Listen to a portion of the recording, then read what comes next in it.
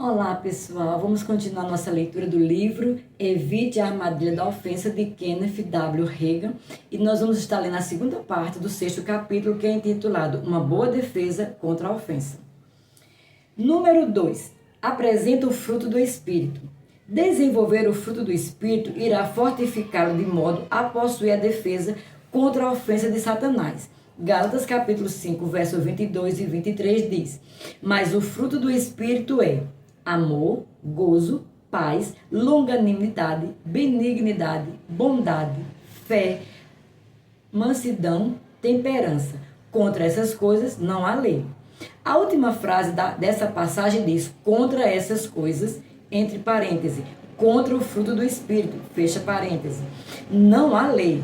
Ao andar no fruto do Espírito, você está manifestando os frutos da justiça ou as características de Deus. Você não será dominado facilmente quando a tentação de pecar surgir em seu caminho. Outra maneira de dizer isso é: quando o Altíssimo que habita em você está no controle do seu viver, Satanás não pode assumir a direção. Você teria de renunciar à sua posição para que o diabo tomasse conta da sua vida e o fizesse tropeçar. Como falei anteriormente, meu pai era conhecido como um homem que caminhava no amor divino, tanto quanto com fé em Deus. Ele desenvolveu muito o fruto do Espírito.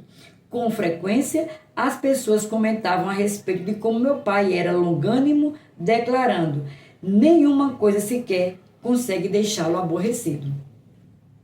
Papai tinha um amor tremendo pela palavra do Senhor e pelas questões divinas.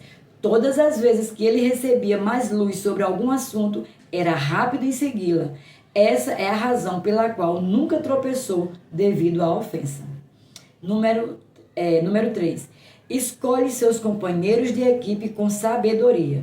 Até agora vimos duas características da pessoa que construiu uma boa defesa contra a ofensa de Satanás. Número 1. Permanece continuamente na palavra. Número 2. Apresenta o fruto do Espírito. Agora, veremos a terceira característica do hábil zagueiro. Escolhe seus companheiros com sabedoria. Anteriormente, lemos os seguintes versículos. Não se deixe enganar. As más companhias corrompem os bons costumes. 1 Coríntios, capítulo 15, verso 33, na versão NVI. Aquele que anda com os sábios será cada vez mais sábio, mas o companheiro dos tolos acabará mal. Provérbios capítulo 13, verso 20, na versão NVI. Essas são apenas duas das muitas passagens que poderíamos citar, as quais falam a respeito desse assunto diretamente ou dão exemplo nos quais vemos que a escolha de amizade erradas dificultou a caminhada espiritual de alguém, bem com sua obediência a Deus. A Bíblia é clara: nossas companhias irão influenciar-nos para o bem ou o mal. Você pode questionar ou se sair bem até que o reino venha, mas de qualquer maneira isso é real. Por ser a palavra de Deus eterna e irrefutavelmente verdadeira, a declaração do Senhor que somos influenciados pelas nossas companhias é correta. É simples assim. Já observou alguma vez a tendência das pessoas de se tornarem como aquelas com quem se socializam regularmente? Isso não acontece em um dia, uma semana ou um mês, mas com o passar do tempo, nós nos tornamos parecidos com aqueles do nosso convívio. Por isso, muitos de nós, quando jovens, éramos repreendidos pelos pais, professores ou responsáveis. Escolha muito bem os seus amigos. Ora, quando falo sobre ser influenciado por uma pessoa de sua convivência, refiro-me a adquirir certos aspectos do seu caráter e mesmo algumas de suas opiniões e seus e seus pontos de vista. Não há problema se outra pessoa ama o Senhor e baseia toda a sua vida na palavra de Deus.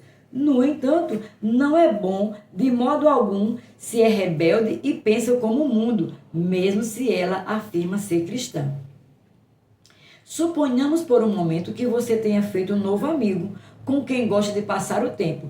Porém, depois de um período, começa a perceber que ele tem uma atitude amarga em relação aos ministros do Evangelho, por exemplo, ou não gosta de certas denominações e nunca tem nada de bom para falar a respeito deles. Você nota então que seu novo amigo é crítico a respeito dos outros e parece ofendido com muitas pessoas, mas você tenta olhar além de tudo isso por causa dos interesses comuns compartilhados com ele. Chega até mesmo a pensar que você pode ter alguma influência positiva sobre esse indivíduo, então continua com essa amizade. Todavia, ao longo do tempo, pouco a pouco você começa a ter os mesmos pensamentos amargos sobre os quais ouviu seu amigo falar inúmeras vezes e então desenvolve uma atitude intolerante e crítica perante os outros cristãos que não têm o mesmo pensamento que o seu. Devido a essa nova amizade, fica tentando a declarar como seu inimigo pessoal quem você perdoará no passado. Sua vida dura é quase sempre negativa e, para completar as coisas, quando alguém lhe mostra tudo isso em amor e mansidão, você se torna hostil e ofendido com a pessoa. O pior de tudo é que você se sente sem fé e os assuntos pelos quais está orando ou deixam de ser importantes ou começam a desistir das respostas da oração porque perdeu a sua base espiritual, bem como a sua capacidade de perseverar. Por que tudo isso acontece? Você fracassou em escolher seus colegas de equipe com sabedoria e a companhia ruim que insistiu em manter corrompeu sua mente, suas emoções e atitudes. Satanás tem penetrado em muitas igrejas porque as pessoas têm falhado na escolha de suas companhias com sabedoria. Por exemplo, ao selecionar aqueles que trabalharão em uma equipe, tal como a de voluntários da sua igreja, é importante deixar a ofensa de fora, ou o inimigo poderá devastar toda a congregação. Algumas pessoas ofendem-se quando não são selecionadas para serem voluntárias na igreja. Por exemplo, talvez elas tenham feito inscrição para serem participantes do coral, mas não cantem bem. Então, o líder do coro ou ministro de música gentilmente as incentiva a se colocarem à disposição para outras posições ou áreas da igreja e elas ficam bravas e magoadas. Mais do que ter desejo de servir em determinada área do ministério, é preciso que a pessoa também esteja qualificada. Se ela não estiver desse modo, em vez de ficar ofendida, precisa calar-se diante de Deus e perceber onde deve servir. Uma corporação não pode preencher vagas com pessoas que não estão qualificadas para ocupá-las.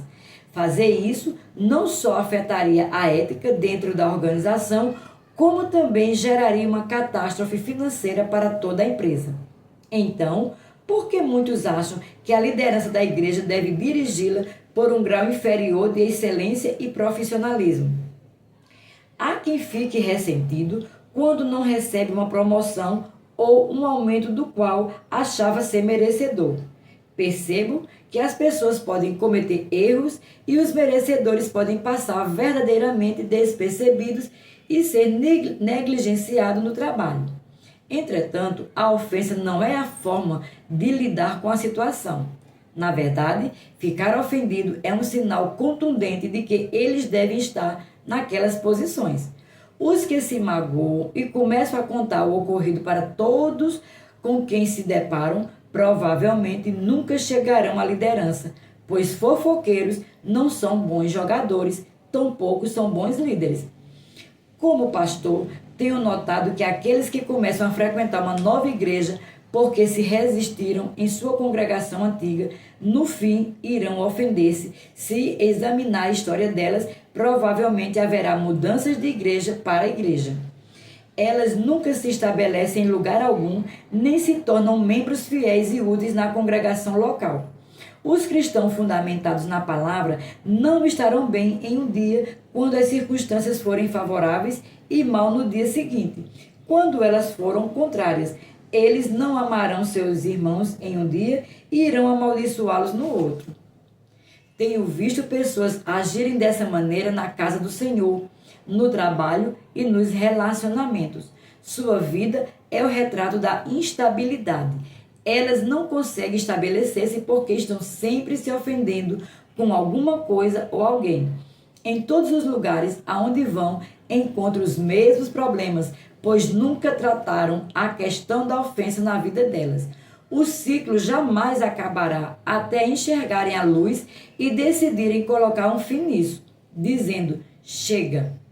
Não é importante apenas escolher seu companheiro de equipe com sabedoria, como é relevante também ser o companheiro certo. Não existe nenhum de nós que não tenha de ser repreendido de vez em quando sobre como estamos ou não nos comportando. Se realmente quisermos, podemos dizer a nós mesmos que nos endireitemos como ninguém mais é capaz de fazer. Ficamos por aqui e até o próximo vídeo em nome de Jesus.